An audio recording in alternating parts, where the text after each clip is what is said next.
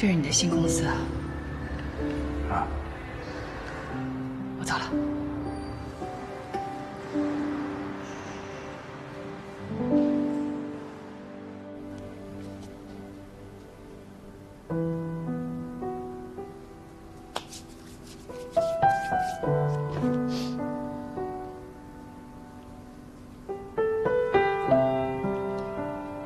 爸，我。小莫在干嘛呢？下棋呢。没事没事，你们下吧，下吧。妈妈回来了。哎，小云，你怎么有时间回来呀？书看的差不多了，我想出来换换脑子。你回来的正好，我正煲着鱼头汤呢，给你补补啊。哦，太好了。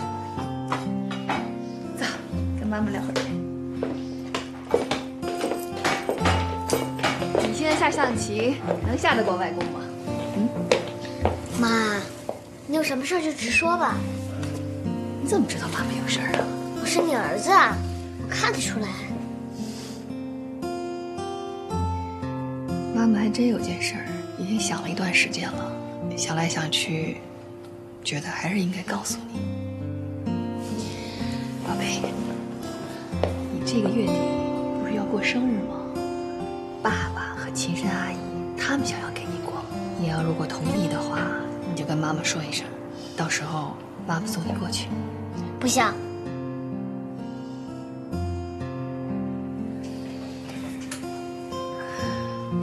小莫，我们跟爸爸已经分开很久了，你从来都没有提到过他。妈妈曾经问过你，想不想爸爸？你说不想，为什么呀？没有为什么，就是不想。哎，不许撒谎啊！撒谎鼻子会变长的。没撒谎。乖，妈妈曾经跟你说过，不会干涉你跟爸爸之间的关系，包括你跟秦阿姨，还记得吗？是他让我没爸爸的，我跟他没关系。不是没有爸爸，爸爸一直都在啊，而且爸爸很爱你。我去看看外公做饭了。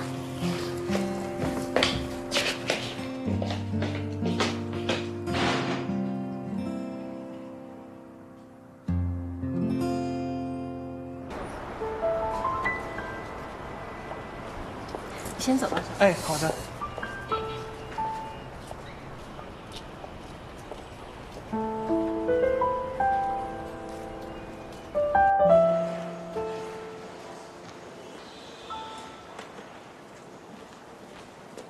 小莫，你怎么来找我了？姨父，你知道我爸爸在哪上班吗？我当然知道了，怎么了？他是不是要跟我过生日？啊，这个你知道了？我妈妈跟我说了。哦，那你来找我是想让我带你去找他？我不知道，我就是想看看他。行，这事儿啊好办，一会儿我给你妈打一电话，就说呢我带你吃个饭去，然后咱呀去他新公司那边，再怎么着咱俩再商量，好不好？你能不能先不告诉妈妈？成，咱不告诉他，就算咱们俩之间的一个秘密，好吗？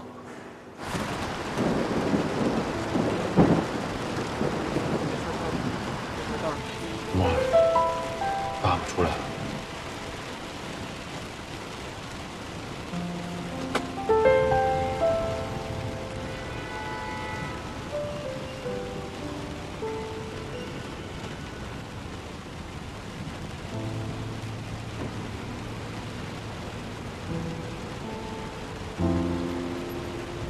啊，对不起，我接个电话。好。喂，姐夫啊，是我，你最近好吗？还好，什么时候空啊？咱去击剑馆啊？随时都可以。小莫怎么样啊？小莫挺好的。他想见我吗？他想。你跟他说我也想他。如果他想见我的话，我随时都可以过去见他。行，我告诉他，想去见了，你联系我，等你电话。好。那挂了。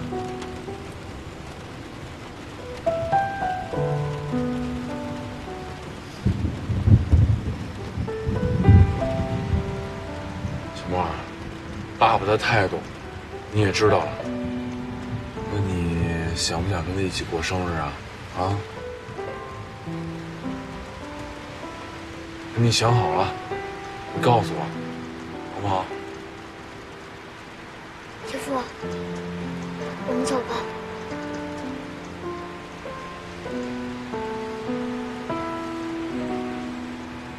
雨明，哎，小莫怎么说？哦，他说，我觉着啊，他想去，可他跟我说他不要去啊。这不一定是他的真实想法。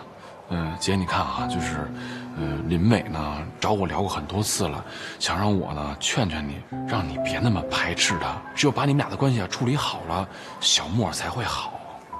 没排斥他，我是希望他能跟小莫处好，去不去都是小莫自己的决定。因为林伟呢跟我说了好多次他见不着小莫，所以今天小莫我就带他去见了。你怎么这样啊？我是小莫的妈妈，我儿子所有的事情我必须要知情。你凭什么在我没同意的情况下就带他去见林伟呢？不，那姐你先别急啊，你换个角度想想，为什么小莫要瞒着你，让我带着他去见林伟呢？是你是口口声声说离了婚了，林伟还是小莫他爸爸，小莫想不想见都是他说了算，可这是你的真实想法吗？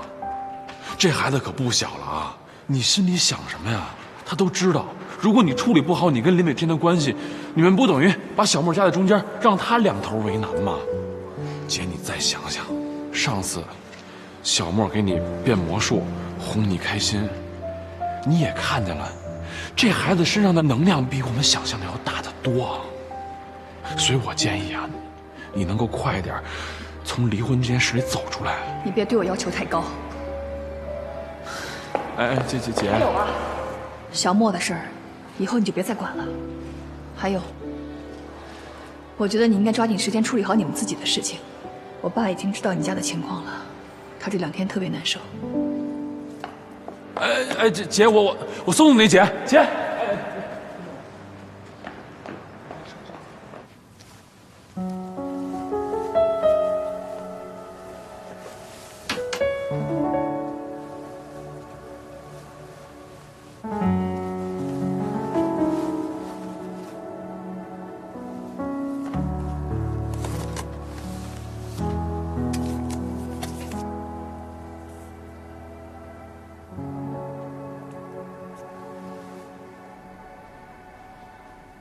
你自作主张带着小莫去见林伟，你考虑过我姐的感受吗？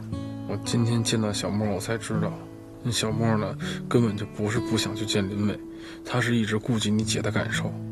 我觉着啊，你姐根本不知道小莫想要什么。你觉得你说得着我姐吗？别忘了，咱们现在已经不是一家人了。是，我是错了，但我也不是一个说无情无义的人。既然你呢能答应我，帮我照顾我妈，我也应该有责任去照顾小莫。况且人小莫呢，现在还把我当做他姨父，我也不想看着小莫因为他父母的问题受到伤害。真是没想到，我现在居然跟我姐一样了，挺讽刺的。不是我们俩真就这么散了吗？我现在想想吧。你也别说那么多了，反正1个月时间一到，我就会把这件事告诉所有人。到那时候，就各自去追寻新的生活吧。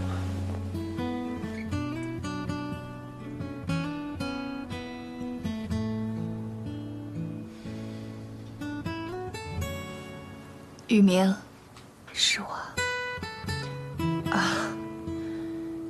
小莫要是想去，那你就带他去吧。啊，还有，明天我和爸过来看你和一凡。谢谢。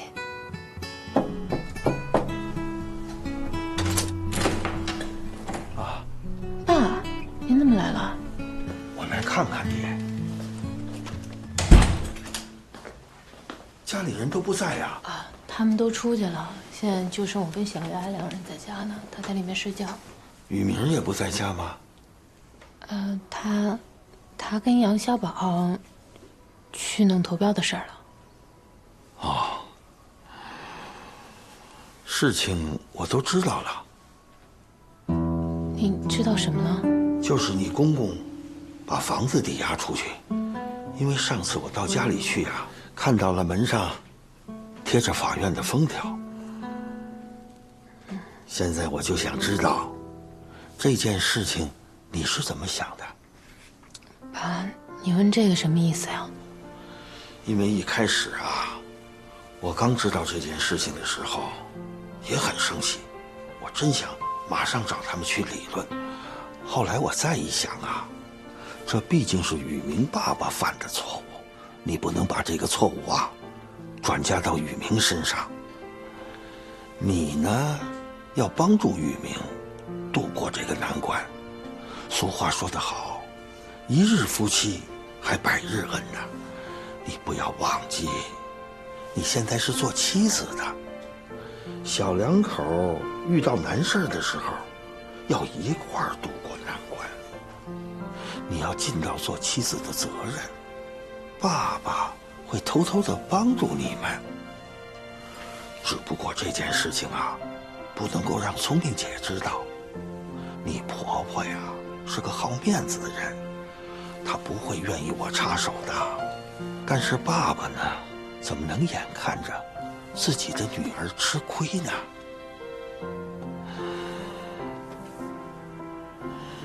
一凡呐，雨明啊，是个好孩子，我希望你们在婚姻里头一直走下去。知道了，爸。我来呢，就是要跟你说这些。我得回去了，否则一会儿聪明姐回来呀，还不定对我怎么着呢。这就走了？我这就回去了啊。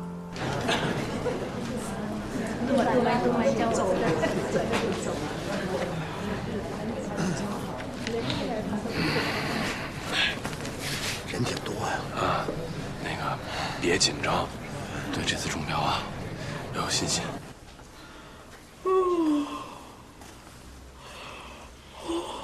起来了。哎，我刚才不听见你跟人聊天呢吗？人呢？让我爸过来看我呢。哦，那咱爸妈呢？爸去参加钓鱼比赛了，咱妈去培训去了。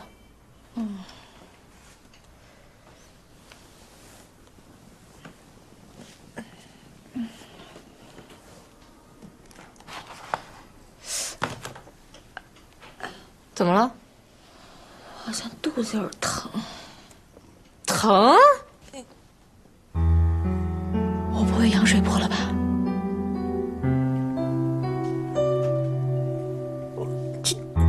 这是羊水破了吗？好像是。哦，曹总你来了，你好，你好。哎，曹总你来了。曹总，不用理他。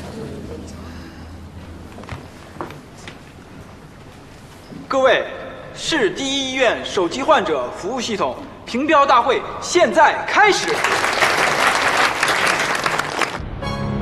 坚持一下，我们一会儿就到医院了啊！不是老公干嘛？怎么不接电话呀？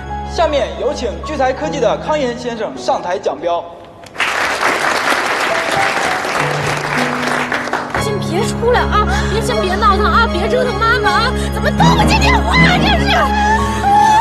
我们这次为医院量身定做了一个手机信息平台，希望医院通过我们的手机了解到病人的所有信息。喂，姐，现在小丫快生了，我们现在已经在出租车上了，这样你赶紧来医院吧，我也没生过孩子，我不知道该怎么办啊。行，那我在医院等你，赶紧过来啊！救命救命，深呼吸。下面有请宇凡科技的王宇明先生上台进行产品讲述。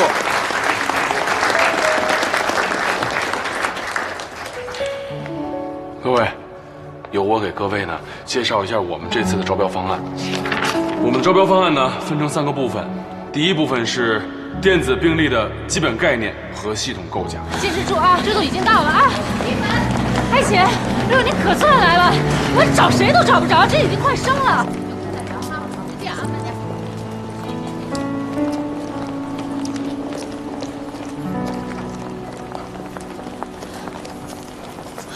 经过专家的论述以及各方面的考量，本次投标中标的单位是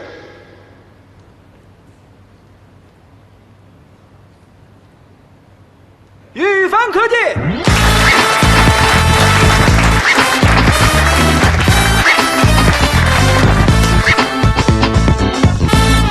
小孩给我打这么多电话，肯定出事儿了，快走啊！不是，哎，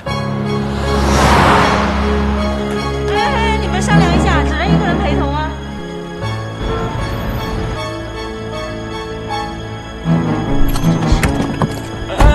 哎，小马！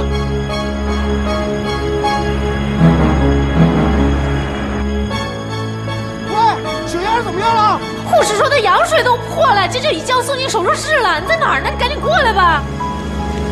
已经开10指了，听我的口令，吸气，用力。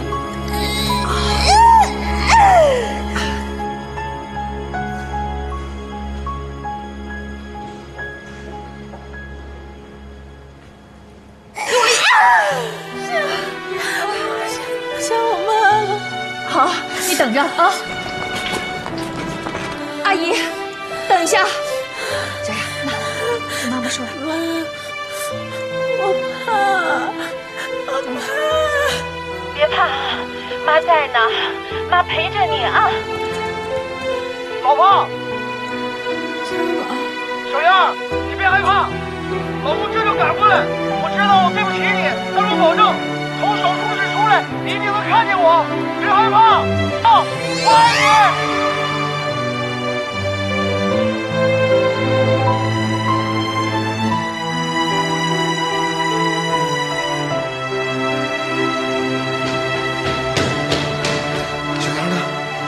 生日，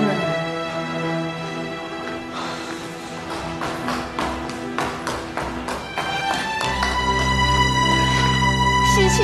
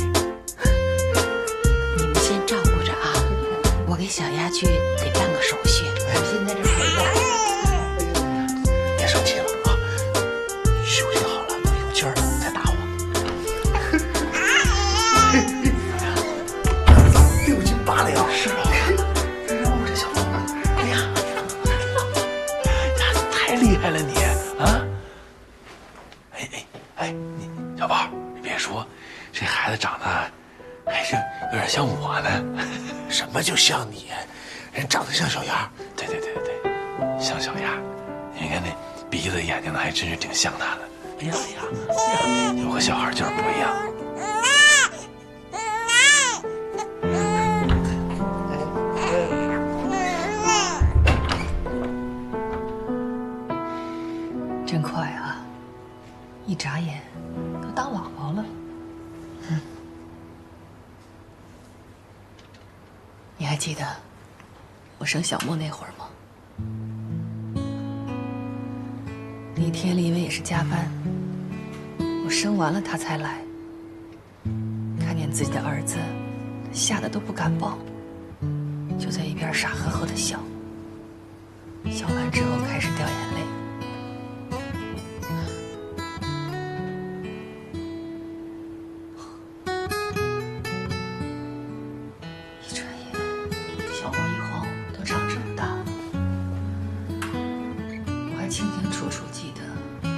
会儿他也是坐在病床边拉着我的手，说永远爱我，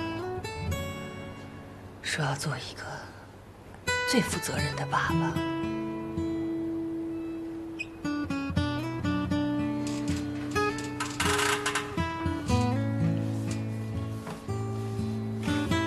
姐这边已经没有什么可挽回的了，希望你跟宇明能过得好，生个孩子，看着孩子健康快乐的长大，你们一家人永远在一起不分开。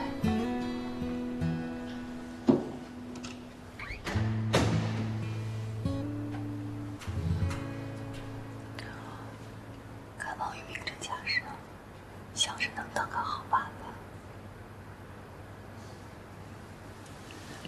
宇明，哎呦，今天陪你妹妹生孩子，可把我给紧张坏了。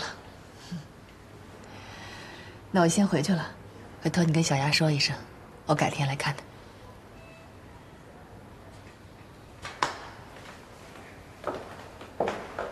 谢谢姐啊。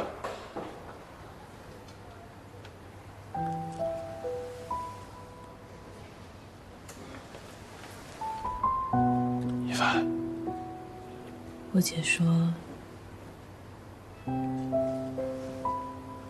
希望我们能好好的生个孩子，永远不要跟孩子分开。我想问你，你要是有小孩了，你会怎么办？陪他哭，陪他笑，陪他游乐场玩，陪他一起长大。前提是得有你的陪伴。一凡，我今天项目中标了，公司有希望了。我第一个想跟你分享，以后我不需要再加班了，我可以经常陪着你了。还要用不了多久，那房子我就会赎回来的。能不能给我一个机会？咱俩复婚好吗？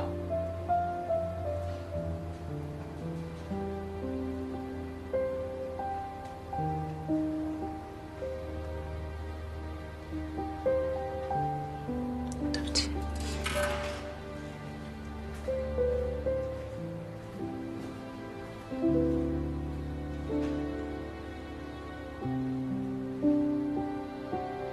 跟姥姥回家喽！来，哎呦，宝宝，哎呦，哎呦，跟姥姥回家喽！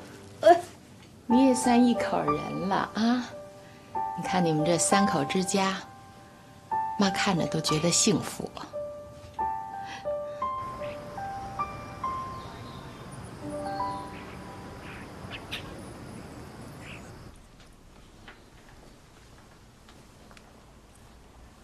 我是觉得你们俩是不是应该抓点紧了？你看，怎么又来了呢？什么又来了？我这本来是指望你让我第一个抱上孙子呢。不是我说你阿凡，你看你这年龄也不小了，你不抓紧要孩子，以后你想要，岁数大了挺麻烦的。您能不能少说几句啊？我干嘛少说几句啊？你们结婚这么长时间了，不应该考虑要个孩子吗？我这实话实说哈，如果这是刚结婚的，我也不建议马上就要孩子，因为这小2口之间还应该有个磨合期。但是你说你们俩吧，经历那么多事情了，彼此之间的信任也都建立起来了，你要个孩子，妈这心里多踏实啊！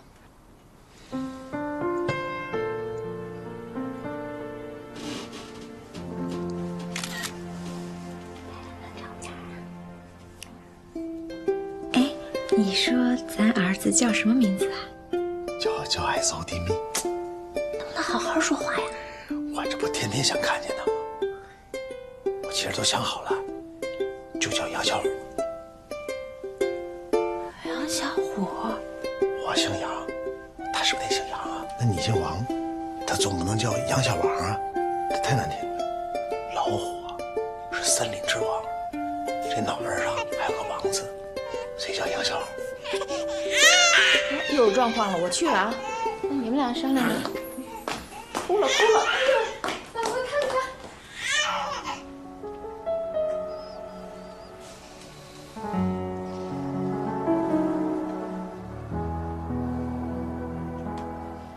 赶紧过来帮忙，姥姥看看了，拉了。看什么书啊？你这时候还？我看他先洗还是先换？那个拿那个尿不湿，不着急啊，姥姥看看啊。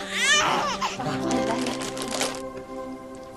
你妈这样子，也不会出什么状况了，应该用不了1个礼拜了。咱们还是赶紧的，找个时间就把这牌给摊开了吧。现在可真不能说这个啊！他现在正在高兴的时候呢，你跟他说这个，万一他承受不了又倒了怎么办啊？你搞清楚啊，我只是陪你演戏，你还没有权利让我做这个做那个。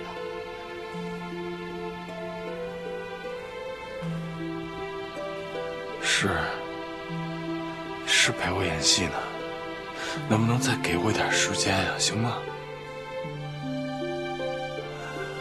我找个机会，我慢慢跟他渗透完了，我再跟他摊牌，行不行啊？我现在啊，真的是没有办法，我自己疼成这样，然后看着别人在我面前高兴，我受不了。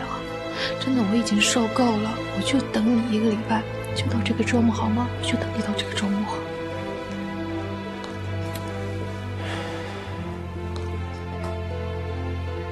聊什么呢？我们俩正在说呢，说那个就这个礼拜，说这个礼拜我们找个时间出去，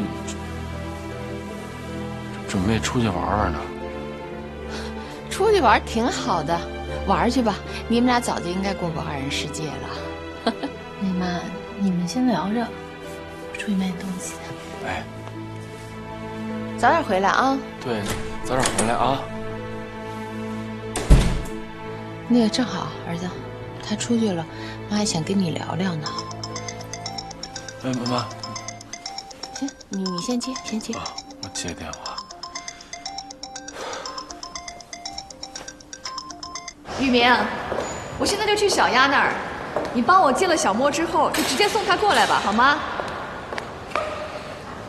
好的，谢谢你啊，雨明。好久不见。在这干的还行吗？挺好啊。我听说小丫喜得贵子了。是。真好。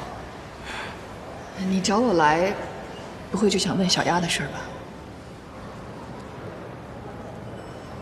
依莲，我找到她，她现在结婚了，过得挺好。你不用跟我解释。我都说过了，我不需要答案。好歹听完吧，我费了好大劲。来，这边说。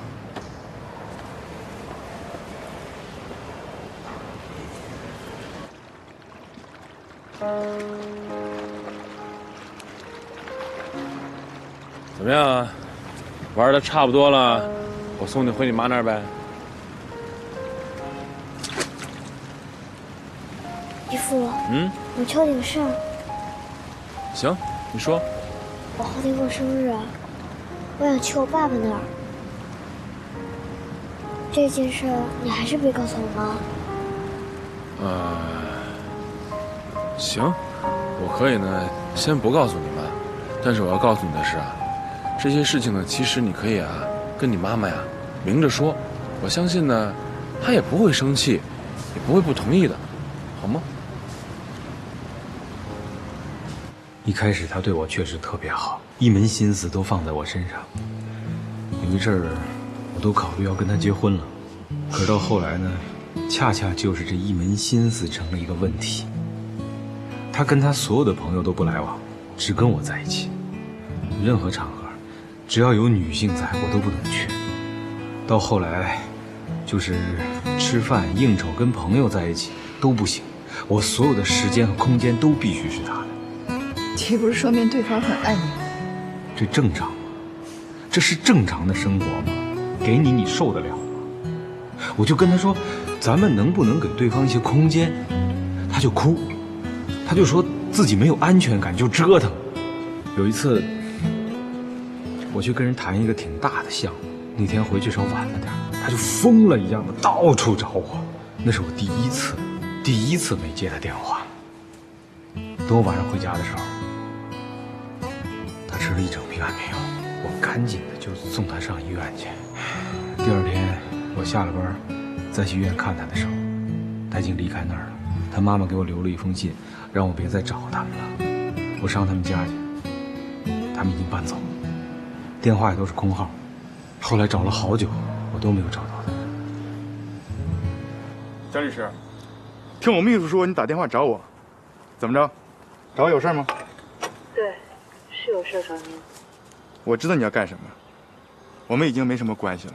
如果是关于孩子的事儿，对不起，我是不会同意的。何总，现在林峰的治疗已经进入关键阶段，他现在特别脆弱，需要见孩子。我求您带着孩子去见一下林峰好吗？这样吧，如果让你老公来见我的话，我会考虑让林峰见小兰的。你要见他做什么？这你就别问了。总之，我等着你老公来见我。再见。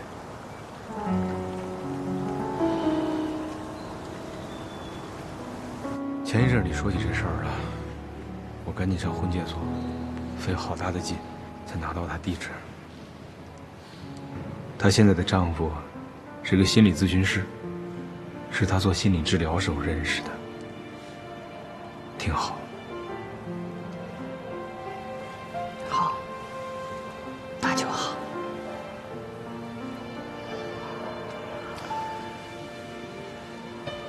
你是不相信我？没有啊，我信，只不过这些事情跟我也没多大关系。只要你心里舒服了，能把这个坎儿过了，那就可以了。依林，我知道这件事情上你对我有很大的一个看法。我今天来找你，不是来给自己找借口、找托词，我就想告诉你，过去的事情我处理完了。我们不要一直纠缠在过去，生活在过去。我们以后的时间还很长，我希望能跟你有一个未来，我也希望从现在我们有一个新的开始。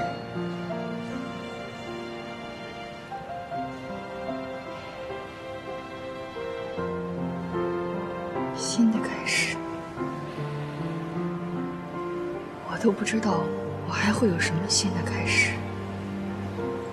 安之姐，我不是一个人，我是一个母亲，我有孩子。说实话，我这次离婚给我儿子造成了很大的伤害。他那么小，承受了那么多的事情，我觉得他很可怜。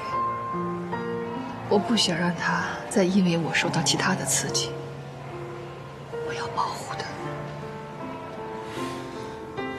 我就想问问你，你自己想要一个什么样的生活？你不要老拿孩子做借口，把孩子挡在我们中间。那如果小莫能接受我呢？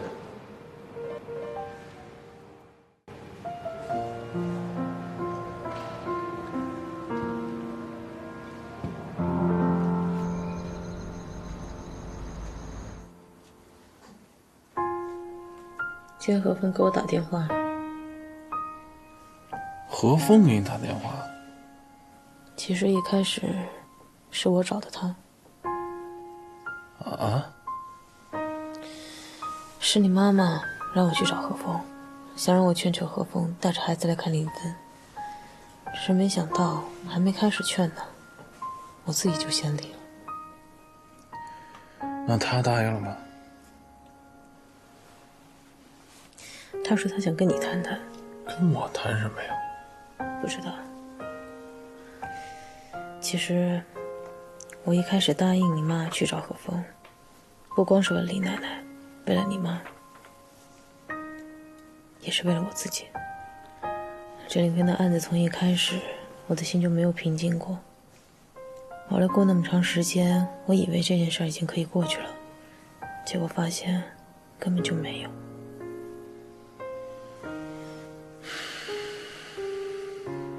听明白了，反正就这么回事儿，去不去你自己看吧。我尽力。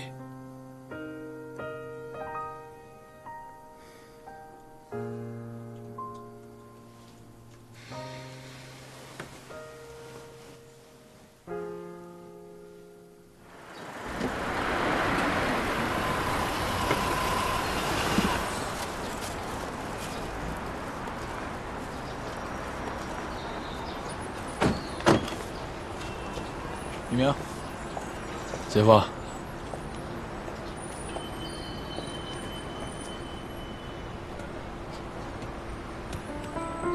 小毛，爸爸今天真高兴你能过来，爸都快想死你了。你是不是也想爸爸呀？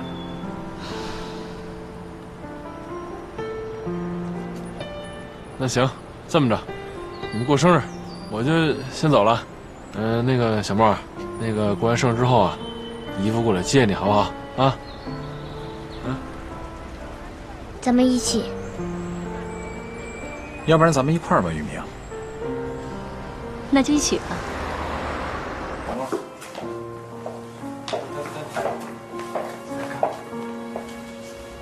这是谁呀？来这边，喜欢吗？这都是秦氏阿姨精心为你准备的，啊，花了好多心思呢。小莫，小莫，小莫，今天你生日，阿姨特地去给你选了礼物。拿着，拿着。其实阿姨特别喜欢你，哎，收下吧。小莫，来，坐里面。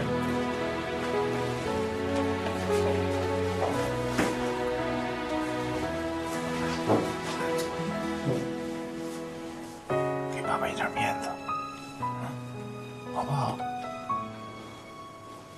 乖啊。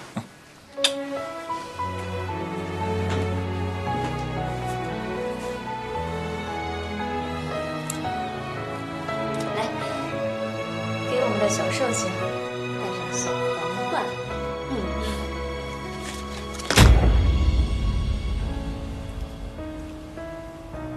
小妹儿，闭上眼睛，许个愿啊 ！Happy birthday to you, Happy birthday to you, Happy birthday to you, Happy birthday to you。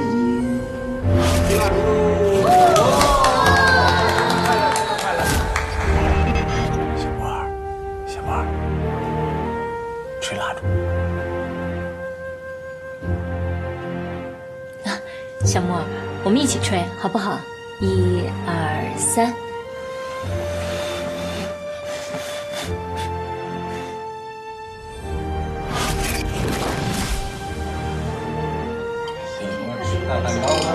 真大！小莫，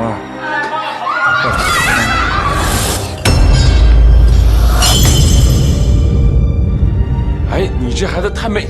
哎，干嘛去你？啊，小莫，你干什么呀？哎，小莫，干什么呀？小莫，你怎么了？你怎么了？小莫，啊，小莫，你怎么了？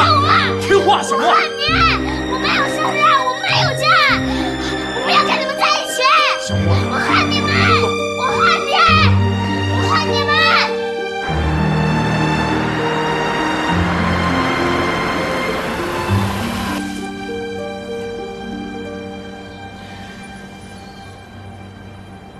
义父，你能帮我一个忙吗？行啊，你说。帮我把这个礼物送给我爸爸。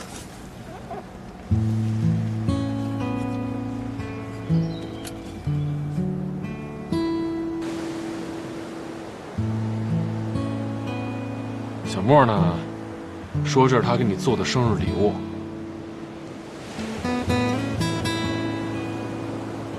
其实那天他闹呢，我觉着啊，那不是他的本意。我认为是秦山呢，可能离得太近了，他的压力啊太大，一下受不了，爆发了。我对不起小沫。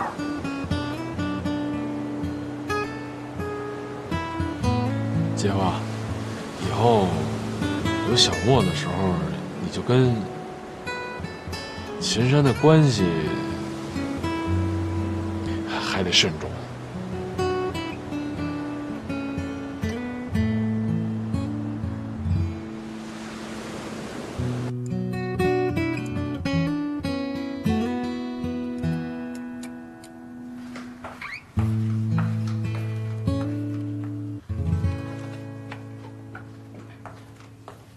看什么呢？没事，没事。怎么哭了？没事，没事。亲爱的，我爱你。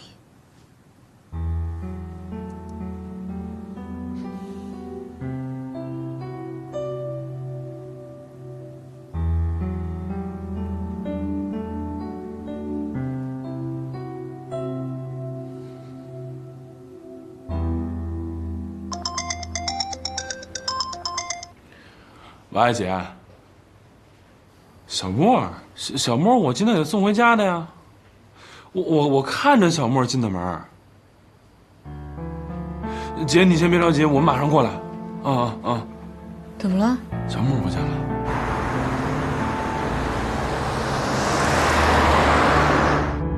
会不会是去同学家了？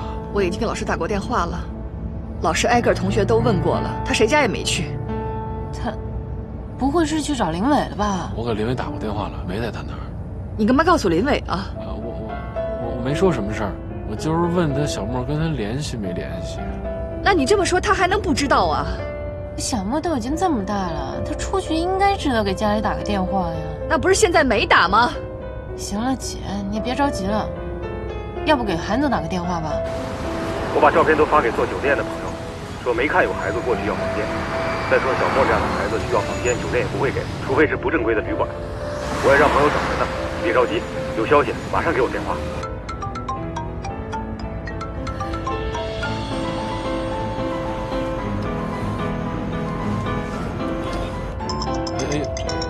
是林伟吧？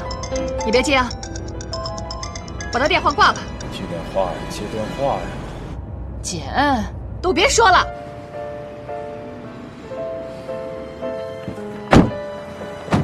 你别着急，一定会有办法的。想什么办法呀？都4个多小时了，该去的地方都已经去了，失踪不到24小时还不让报警，你说还有什么办法？王以为你给我说实话，小沫就在爸爸那儿过生日，是不是发生什么事儿了？过生日的时候，他情绪有点激动。有点激动？你怎么没告诉我呀？孩子现在都已经丢了，是有点激动的事儿吗？你们是不是都以为是我拦着小沫不让跟他爸爸见面？不是这么回事儿。我想给孩子点时间，不想他这么早就进入到林伟跟秦山的生活当中。我知道你跟林伟关系不错，你替他说话，对不对？姐，你别叫我姐。三姐，你也冷静一点。现在了，你还让我怎么冷静啊？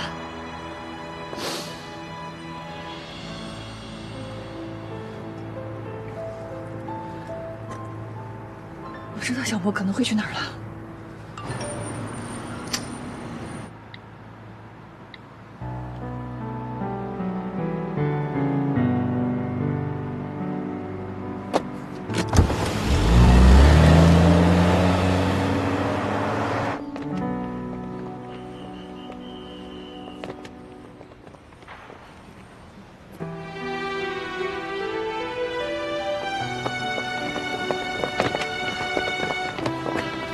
你怎么一个人跑到这儿来了？叫爸爸看看你。小沫，你想让爸爸急死啊？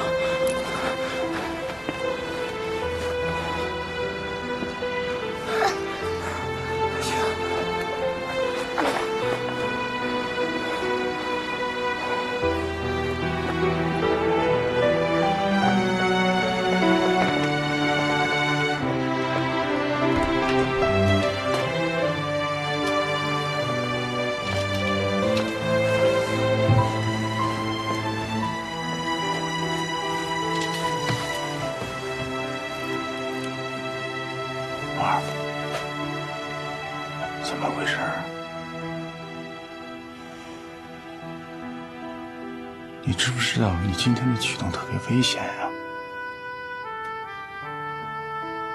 要是爸找不着你怎么办呢？以后千万别这样了，啊？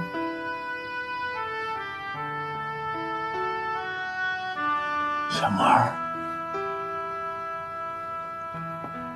你给爸的礼物爸都收到了。小猫儿，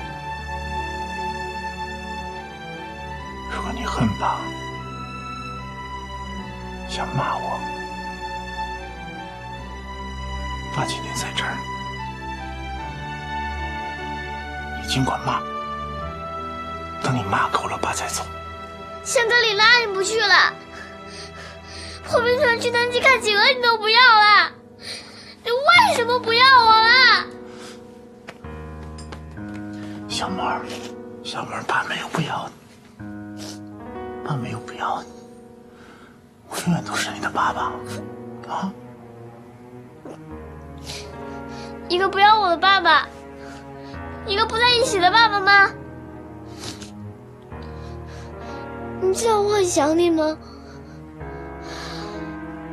我想跟你在一起，可是你为什么跟别人在一起了？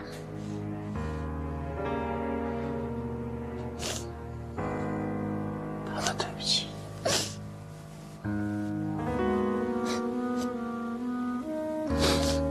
爸爸，对不起，爸爸。如果你以后想爸爸，就给爸爸打电话，啊！不管什么时间，爸爸都会来看你的。到了还不是一样要走？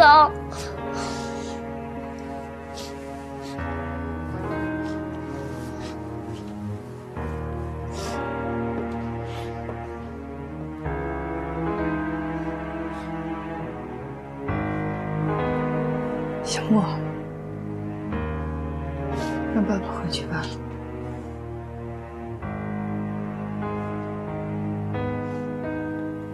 我想再待一会儿。刚我姐情绪有点激动，你别介意啊。没事，就是为了小莫。一凡有个事我背了好几天了，我必须得跟你说。我真是想不明白，我们俩为什么离的婚？我要是真做错什么事儿，你跟我说，我改还不行吗？这回你改不了了。这事儿我怎么改不了？你连说都不说，你这么折磨我，为什么呀？我想不通。小韩那么大的事儿你都能过得去，这事儿怎么就过不去了呢？小韩这事儿我过不去，我再过不去了。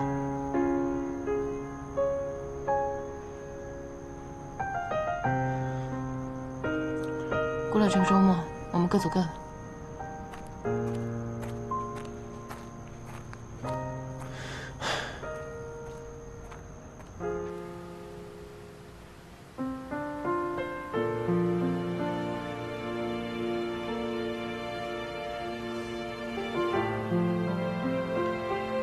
回去吧，小莫说的对，你迟早是要回去的。咱们以后能心平气和的相处吗？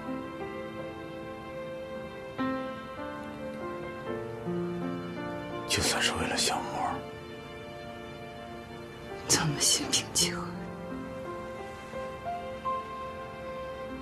小莫最不能接受什么，你应该很清楚。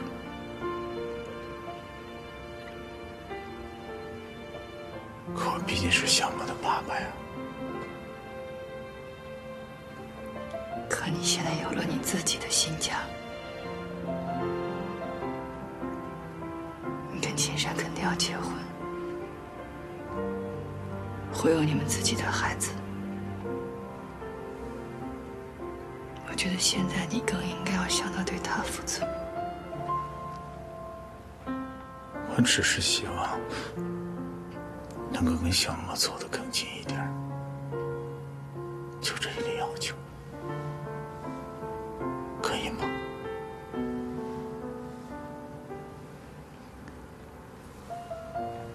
可以。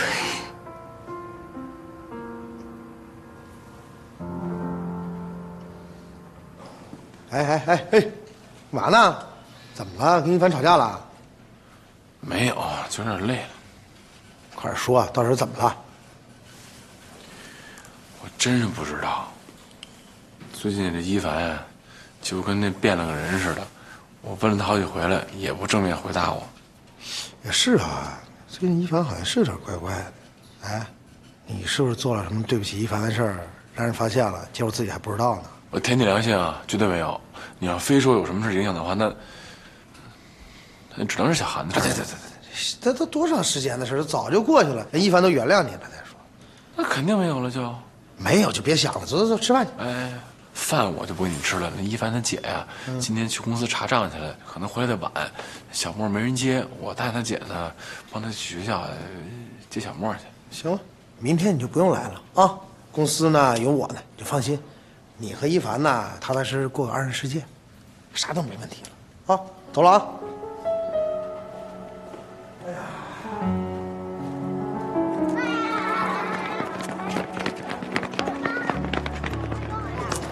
姨父，你怎么来了？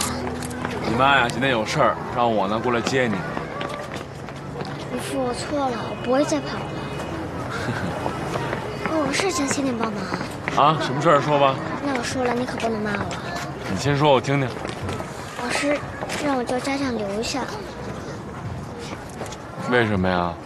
我上跆拳道课不小心伤着同学了。哟，怎么回事啊？啊？你去了就知道了。我好不容易求老师，先别告诉我妈。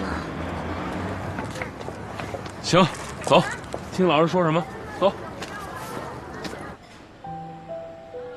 之前我跟他说过，让他练击剑，还跟他说这样爸爸和姨父就都能陪着他。可他不同意，非要选跆拳道，还说干嘛非要听大人的，他自己要有决定权。哎，这跆拳道呢，我以前倒是练过。对于小朋友来说呢，练跆拳道就属于磨练心智和锻炼身体，是点到为止就行了，不用那么认真。可他呢，每回都是实实在在的。人老师啊，有好几次都想给你打电话了。这回是因为人小朋友还没准备好呢，他上去一脚就给人踹倒了，人家长肯定就恼火了呀。幸亏这老师呢跟家长啊一通劝，人家才说呢不追究这责任了。怎么会这样呢？小莫一直都特懂事儿，学习成绩也不错，所以学校里我一点都没有担心过。哎呀，于明，哎，真是不好意思啊，让你替我在老师那儿挨批了。嘿，还有上回，我冲你发那么大的火，姐今天就一块儿向你道歉了。别，你这么弄得我有点不好意思了。咱呀没必要弄得那么客气。其实小莫呢，在你那儿哈，装的跟没事人一样。其实，在学校里头真不这样，根本不跟同学说话，也不来往，就是闷头学习和练这跆拳道。他原来不是这样的，我是不是应该让他跟他爸爸多接触接触，会对他有帮助？啊，这可能是一方面啊。其实林伟呢，陪他再多呀，也没什么用。因为在学校的时候呢，大家都把他当成一个单亲家庭的孩子看，他是因为啊没有信心了，他不跟同学说话呢，是因为不想让同学啊同情他。哎，我听说啊，学校下个月呢有一个跆拳道比赛，我觉得可能啊这是一机会，让他去参加。如果能拿个什么奖回来的呀，同学啊就会崇拜他，不再是同情他了，就是那个自信心就会慢慢的建立起来。好啊，那这样的话得给他找个教练吧？可以给他找个教练呀。我知道了。啊，行了，雨明，不说我的事儿了，说说你们吧。哎，你跟一凡真打算不去我爸那儿啊？那就搬我那儿去，在我那儿不会不自在。这还得看一凡的意思。哎呀，你要是听他的话，他指定不去啊。那您比我了解他呀。明明，你们俩是不是又有什么事儿啊？我怎么觉得你哪儿不对劲儿？没什么事儿啊，什么事儿都没有，就是那个住在小丫那儿，您也知道啊。是，住小丫那儿肯定是不方便，所以我让你们回去劝劝一凡，就搬我那儿去，啊。你让他找韩志杰呀，韩志杰跆拳道蓝带。你老瞎我掺和人什么事儿？你这说，我不是替依琳姐着急呢吗？你想想看啊，韩志杰那么好一男人，分分钟就被人抢走了。再说现在多好一机会啊，完全符合我之前的作战计划，先拿下小莫，再攻依琳姐。干什么呀你？我打电话通知韩志杰呀。不是你。啊喂，哎，我跟你说一好事。你这，你能不管我们家事儿了吗？没想管，那不是小莫先掺和进来了吗？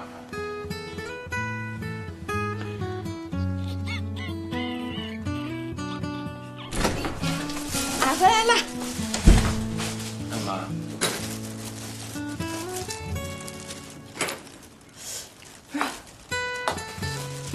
我这刚才一进门我都是恍惚了，好像你们俩都有孩子了。嘿，哄着啦？这么会哄啊？喜欢是吧？喜欢就赶紧生一个呗。行了，我去洗菜哈。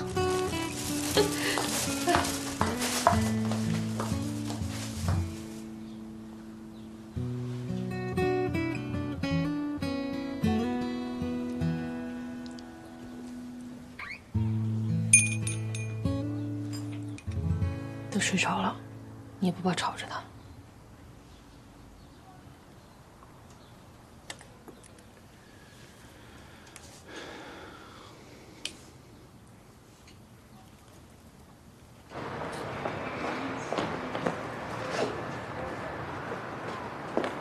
什么事儿？来，给你看个东西。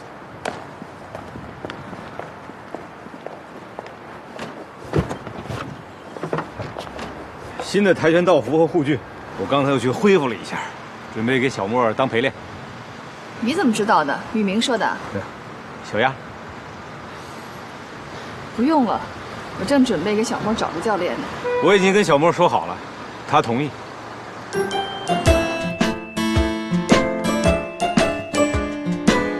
来吧，让我看看你现在练得怎么样。亮，对。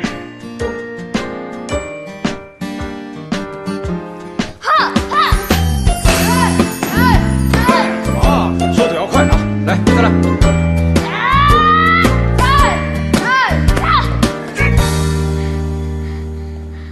你真下黑手啊你！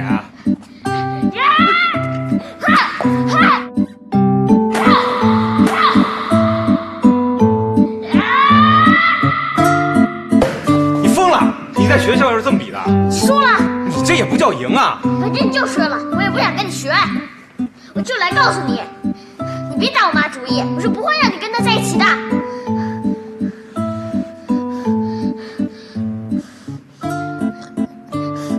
行啊你，这事儿你怎么知道的？反正我就是知道。我说呢，你这么爽快就答应我了啊？行，啊，咱歇会儿聊聊。别给我靠近我！有个小男子汉的样儿。这样吧，咱俩定一个男人之间的君子协定，你先跟我学，你要打赢了我，我听你的。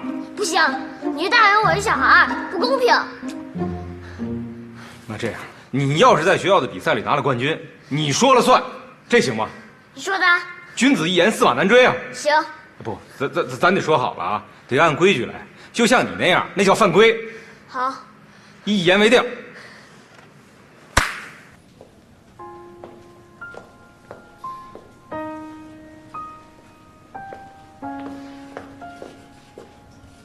发什么呆呢？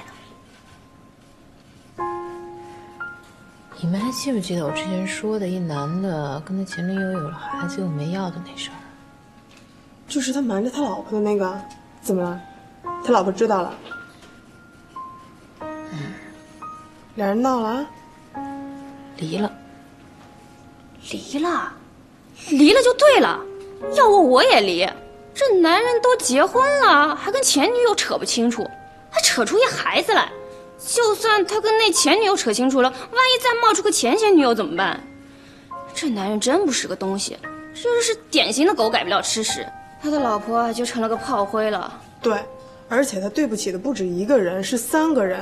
他现在的老婆，他前女友，还有那个孩子。而且他居然当着他现任老婆的面，隐瞒了他跟前女友有孩子的事实。这种男人就是不靠谱，就是不负责任。但她看她老公对其他小孩的态度，不像是不喜欢孩子的人。就她觉得她老公如果有了孩子，肯定舍不得拿掉。那会不会是她老公根本就不知道那孩子的存在啊？那或许是他前女友自己自作主张把小孩拿掉了，都没告诉过她老公。好了吧，不管这个男的怎么挽回和补救，他都已经劈腿了。那他劈腿都已经成事实了，就算他不知道这个孩子的存在吧，那他是不是劈腿了？对，这种男人千万不能信，当面一套背后一套，就是人面兽心的渣男。